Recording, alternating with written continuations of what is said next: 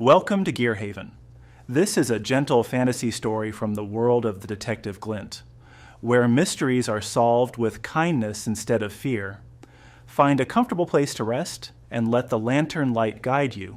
The street still existed, but no one could remember what it was called.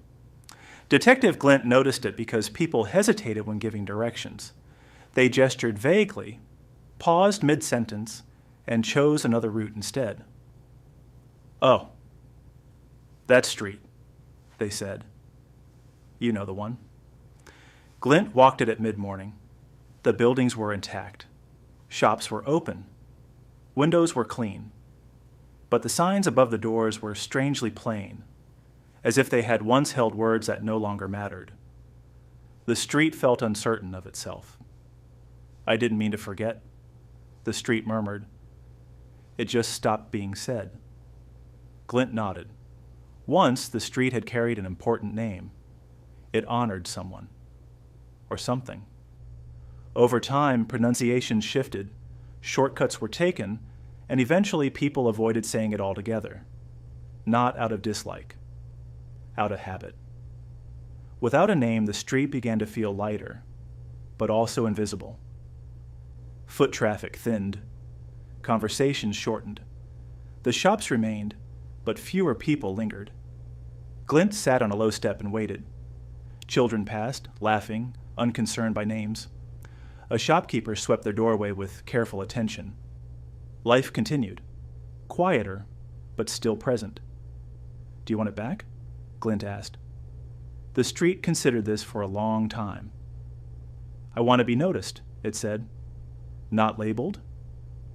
Glint smiled softly. Instead of restoring the old name, Glint suggested something else. Small chalkboards appeared near shop doors. Notes, symbols, drawings, descriptions rather than titles. The street with the warm bread. The street where time feels slower. People began to talk about it again, not by name, but by feeling. Weeks later, Glint returned. The street felt fuller now. Not crowded, not loud, recognized. In his casebook, Glint wrote, "A name can be useful, but presence is what makes us remembered." Glint returned to the street several days later. This time he arrived without intention, simply following the rhythm of the city as it guided him there. The street felt different now. Not louder, not busier, but more at ease, as if it no longer needed to explain itself. The chalkboards remained outside the shops, but the messages had changed. Some had been erased and rewritten. Others bore small drawings, symbols, or single words that felt more like invitations than descriptions. The street where conversations last longer. The street that smells like warm bread. People lingered, not because they were lost, but because they were unhurried. A shopkeeper waved Glint over. "Funny thing," they said. "No one asked for the name anymore." Glint nodded. "They know where they are," he replied. The street listened to the footsteps, the laughter, the pauses between errands. It no longer felt lighter or invisible. It felt present. One afternoon, a child stopped in the middle of the street and looked around carefully. "This is my favorite place," they said to no one in particular. No one corrected them. The street absorbed the moment, quietly. Over time, the old name faded completely. Not lost, but unnecessary. What replaced it was something softer, harder to define, and far more enduring. Recognition. When Glint visited again weeks later, he noticed something new. A small plaque had appeared near one of the corners. It did not list a name. It simply read, "You are here." The street felt content. That evening, Glint wrote in his casebook, "Being remembered is not the same as being named."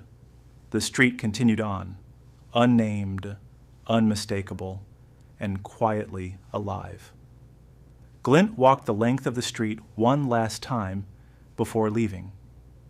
Evening had settled gently now, and the lanterns glowed with a steadier confidence. People moved without hesitation, no longer unsure how to describe where they were. The street did not miss its name. It felt lighter without it. Some places, Glint thought, are not meant to be spoken into memory. They are meant to be felt, quietly, repeatedly, until they become familiar without explanation. As he turned the corner, the street remained behind him, unnamed and unmistakable, holding its presence without asking to be defined. Thank you for spending this time in Gear Haven. If you enjoyed this gentle mystery, you'll find more stories waiting in the playlist. Until next time, keep your lantern close and rest well.